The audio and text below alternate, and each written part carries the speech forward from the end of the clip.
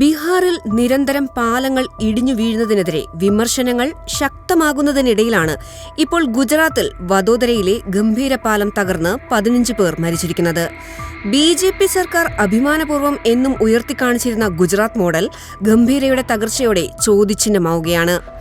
3 വർഷമായി നിരന്തരമായി മുന്നറിയിപ്പ് നൽകിയിട്ടും അധികൃതർ കൃത്യമായി പ്രവർത്തിക്കാത്തതുകൊണ്ടാണ് പാലം തകർന്നതെന്നാണ് ഉയരുന്ന വിമർശനം. സൂയിസൈഡ് പോയിന്റ് എന്ന പേരിൽ അറിയപ്പെടുന്ന മധ്യ ഗുജറാത്തിനെ സൗരാഷ്ട്രയുമായി ബന്ധിപ്പിക്കുന്ന പാലം കാലപ്പഴക്കം ഒരു കാരണമായി തന്നെ എല്ലാവരും ചൂണ്ടിക്കാട്ടുമ്പോൾ ഭരണകൂടത്തിന് നേരെയാണ് എല്ലാ വിരലുകളും.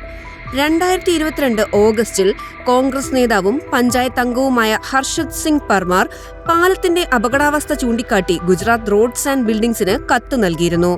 പാലത്തിന്റെ പ്രശ്നങ്ങളെക്കുറിച്ച് കൃത്യമായി സൂചിപ്പിച്ചിട്ടും എക്സിക്യൂട്ടീവ് എഞ്ചിനീയർ പാലത്തിന് അപകടകരമായ അവസ്ഥയില്ലെന്നായിരുന്നു റിപ്പോർട്ട് നൽകിയത്.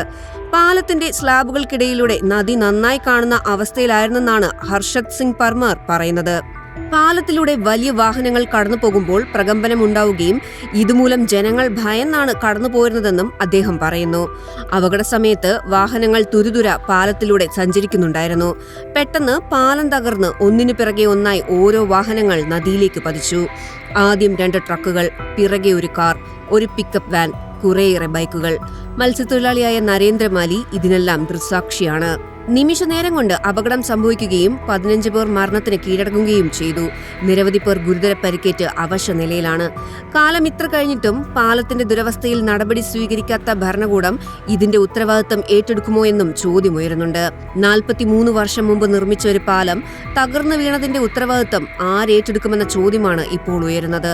പാലം ഇത്രയും അപകടകരമായ നിലയിലായിരുന്നുവെങ്കിൽ എന്തിനിതുവഴി വാഹനങ്ങൾ കടത്തിവിട്ടു?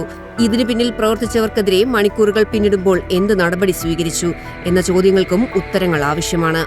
2021 മുതൽ ഗുജറാത്തിൽ ഇത്തരത്തിൽ 7ഓളം അപകടങ്ങളാണ് ഉണ്ടായിരിക്കുന്നത്.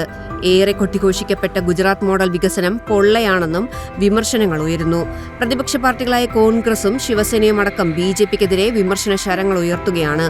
പാലം തകർന്നതോടെ ആനന്ദ്, വഡോദര, ഭറൂച്ച്, അൻക്ലേശ്വർ എന്നിവിടങ്ങളുമായുള്ള ബന്ധം മുറിഞ്ഞു. സംഭവത്തിൽ അടിയന്തര റിപ്പോർട്ട് സമർപ്പിക്കാൻ ഗുജറാത്ത് മുഖ്യമന്ത്രി ഭൂപേന്ദ്ര പട്ടേൽ നിർദ്ദേശം നൽകിയിട്ടുണ്ട്.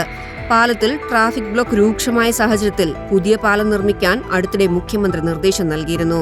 ഇതിന്റെ ടെൻഡർ നടപടികളും ഡിസൈനിങ്ങും പുരോഗമിക്കുകയാണ്. ഇതിനിടെയാണ് ദാരുണ സംഭവം അരങ്ങേറിയത്. ഏകദേശം 212 കോടി രൂപയാണ് പുതിയ പാലത്തിന്റെ നിർമ്മാണ ചെലവ് പ്രതീക്ഷിക്കുന്നത്.